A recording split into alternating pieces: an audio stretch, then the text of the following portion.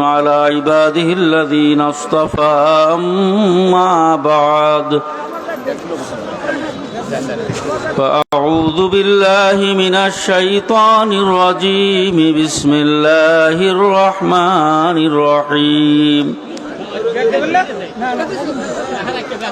يا أيها الذين آمنوا اذكروا الله ذكرا كثيرا وسبحوه بكرة وأصيلا صدق الله المولانا العظيم সবাই একটু মহব্বতে দুরূদ শরীফ পড়েন আল্লাহুম্মা সাল্লি আলা সাইয়্যিদিনা ওয়া নাবিয়িনা ওয়া শাফিঈনা ওয়া হাবিবিনা ওয়া মাওলানা মুহাম্মদ সাল্লাল্লাহু আলাইহি ওয়া আলা আলিহি ওয়া আসহাবিহি ওয়া বারাকা ওয়া সাল্লাম সবাই আল্লাহুম্মা সাল্লি আলা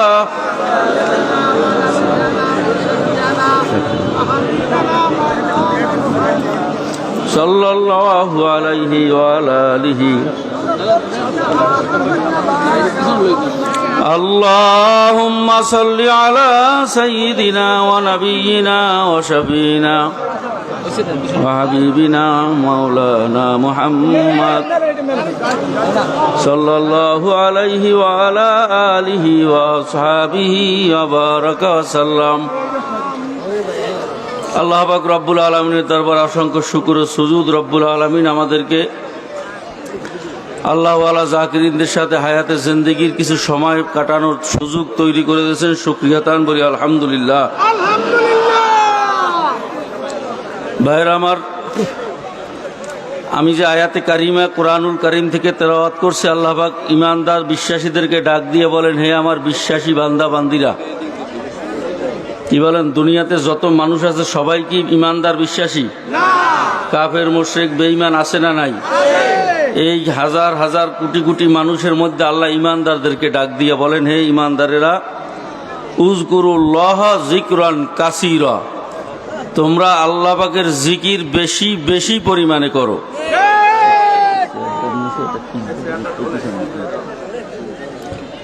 ওয়াসাব্বিহুহু বুকরাতাও ওয়া আসীলা, বিশেষ করে সকাল সন্ধ্যা দুইটা টাইম আমি আল্লাহর তাসবিহ তাহলিল একটু স্পেশালভাবে আলাদাভাবে আদায় করো।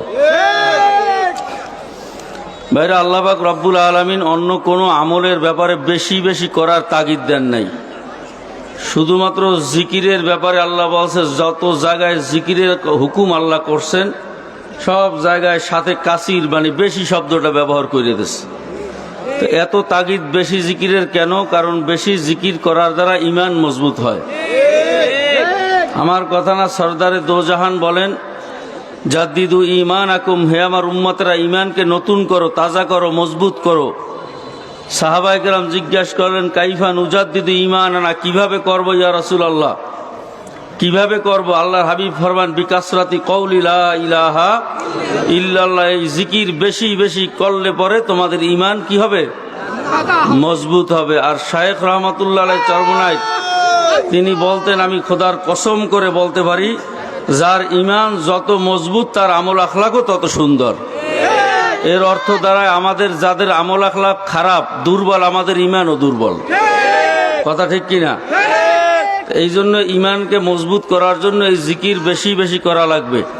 ঈমানের তিনটা স্তর আছে, ইলমুল ইয়াকিন, আইনুল ইয়াকিন, হক্কুল ইয়াকিন। দেখিয়া বিশ্বাস করা, শুনিয়া বিশ্বাস করা, দেখিয়া বিশ্বাস করা, ভুক্তভোগী হইয়া বিশ্বাস করা। শায়েখ রহমাতুল্লাহ আলাইহি উদাহরণ দিতেন যে তুমি জীবনে বাঘ চোখেও দেখে নাই, কিন্তু বাঘ যে ধরলে যে মানুষ মাইরে ফেলায়, এই কথা তুমি শুনছো। যদি শোনো যে এই এলাকায় একটা বাঘ ঢুকছে, জীবনে বাঘ চোখেও দেখা নাই, দেখবা যে তুমি ভয়ের চোটে ঘর দিয়ে বাইর হবে না। কথা কন ঠিক কিনা? এরপর যদি তুমি বাঘ দেখছো কোনোদিন, সুন্দরবনে গেছো, তোমার সামনে তোমার ভাইকে, তোমার সহকর্মীকে বাঘে আক্রমণ করিয়া ছিঁড়া ফাইরা খাইয়া ফেলাইছে, এই যে তুমি বাঘের আক্রমণ চক্ষে দেখলা, এখন যদি শোনো যে এই এলাকায় একটা বাঘ আসছে, তুমি ঘর দিয়ে তো বের হবাই না, বরং দেখবা যে ঘরের কোনো ছিদ্র আছে কিনা। কথা কান ঠিক কিনা? আল্লাহর কুতুব বলতেন, বাবা হয়তো তুমি জঙ্গলে গেছো কাজ করতে, একদিন বাঘে তোমাকেই আক্রমণ করিয়া ফেলাইছে। এখন তোমার হাত পা ছিঁড়ে নিয়ে গেছে অথবা যে কোনো একটা অঙ্গ তোমার ছিঁড়ে নিয়ে গেছে, হায়াতের জোরে তুমি কোনো রকম হায়াত নিয়ে বাইচে আসছো, এখন যে তোমার বাঘের প্রতি ভয় জন্মাইছে, এইটা আগের দুইটার চেয়ে বেশি না কম? এইটার নাম হইল হক্কুল ইয়াকুন, ভুক্তভোগী হইয়া বিশ্বাস করা। এই কথাই আল্লাহ পাক রব্বুল আলামিন কুরআনুল কারিমে বলছেন, ইন্নামাল মুমিনুনা আল্লাযীনা ইযা যুকিরাল্লাহু ওয়াজিলাত কুলুবুহুম ওয়া ইযা তুলিয়াত আলাইহিম আয়াতুহু যাদাতহুম ঈমানা। আল্লাহ পাক বলেন, দুনিয়াতে আমার একদল বান্দা যারা এই জিকির আজকার করতে করতে করতে করতে মনে হয় যেন আমি আল্লাহকে দেখে ফেলাইছে, মনে হয় যেন আমার জান্নাত জাহান্নাম দেখে ফেলাইছে। আল্লাহর হাবিব তো এই কথাই বলছে, আনতাবুদাল্লাহা কান্নাকা তারাহু ফাইল্লাম তাকুন তারাহু ফাইন্নাহু ইয়ারাক। তুমি আল্লাহ পাকের ইবাদত এমন ভাবে করো মনে হয় যেন তুমি আল্লাহকে দেখতেছো। যদি এই শক্তি তোমার না হয়, অন্তত খেয়াল করো আমাকে আল্লাহ দেখতেছেন।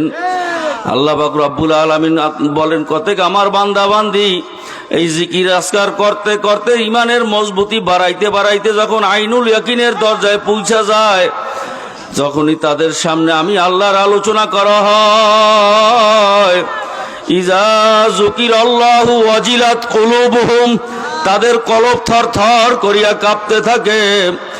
অন্য আয়াতে আল্লাহ বলেন, তাকশাইরু মিনহু জুলুদুল্লাযীনা ইয়াখশাউনা রাব্বাহুম।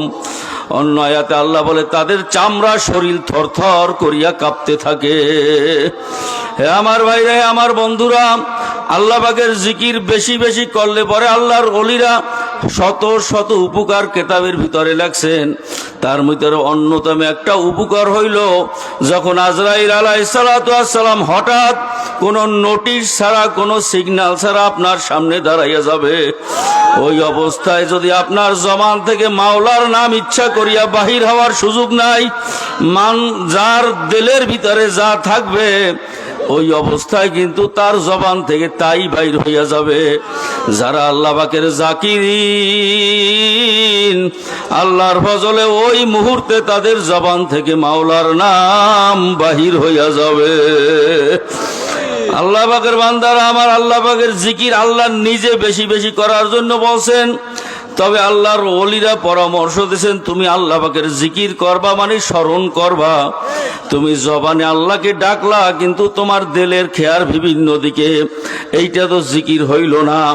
এই জন্য তুমি আল্লাহ পাকের জিকির যতটুকু টাইম করবা, তোমার দেনে খেয়ালে, ধ্যানে খেয়ালে, চিন্তায় কলবে যেন আল্লাহই থাকে। এই জন্য তুমি একটু চক্ষুটা শক্তভাবে বন্ধ করিয়া বসো, যেন শয়তান তোমাকে ধোকা দিয়া তোমার খেয়াল থেকে ছুটাইয়া দিতে না পারে। আমার ভাইরে, কয়েকটা মিনিট একটু জিকির করব। সবাই আমরা শয়তানের সাথে একটু জিহাদ করিয়া, একটু যুদ্ধ করিয়া কয়েকটা মিনিটের জন্য একটু শক্ত করিয়া চক্ষুটা বন্ধ রাখতে পারবো কিনা? পারবো ইনশাআল্লাহ। সাহস আছে? কারা কারা পারবো? হিম্মত কার কার আছে? নারায়ে তাকবীর। আলহামদুলিল্লাহ বললে হাত নামান। আলহামদুলিল্লাহ। সবাই একটু চক্ষুটা বন্ধ করিয়া দেন। একটু আসন দিয়া চক্ষুটা বসিয়া চক্ষুটারে শক্ত করিয়া বন্ধ করিয়া দেখেন। দেখেন চক্ষুটা বন্ধ করার পরে একটু অন্ধকার হইয়া গেছে। এখন মনের জিজ্ঞাসা করেন, মন এরকম একটা অন্ধকার, চিরস্থায়ী অন্ধকারের চেয়ে 1000 গুণ বেশি অন্ধকার আমার জীবনে আসবে। যেদিন আমার জীবনে এই অন্ধকার নামিয়ে আসবে, দুনিয়ার কোনো ডাক্তার, দুনিয়ার কোনো কবিরাজ আমার এই অন্ধকার দূর করতে পারবে না। একটু মনে মনে কল্পনা করেন যে আমি মরিয়ে গেছি, এই আমার চক্ষু বন্ধ হয়ে গেছে, এখন আমার অবস্থা কি? দেখেন, তাকাইয়া আপনাকে আমাকে সোজা করিয়া শোয়াইয়া রাখিয়া একটা চাদর দিয়া ঢাকিয়া রাখছে। আপনার ছেলে, আপনার স্ত্রী, আত্মীয় স্বজন কান্নাকাটি শুরু করছে। আত্মীয় স্বজনদের কাছে মোবাইলে খবর জানায়, ছেলে বিদেশে আছে, ছেলে ঢাকায় চাকরি করে। ফোন দিয়া জানায়, ওই আব্দুল করিম, তোর আব্বা আর দুনিয়ায় নাই, তাড়াতাড়ি বাড়ি চলি আয়, তোর আব্বা আর দুনিয়ায় নাই।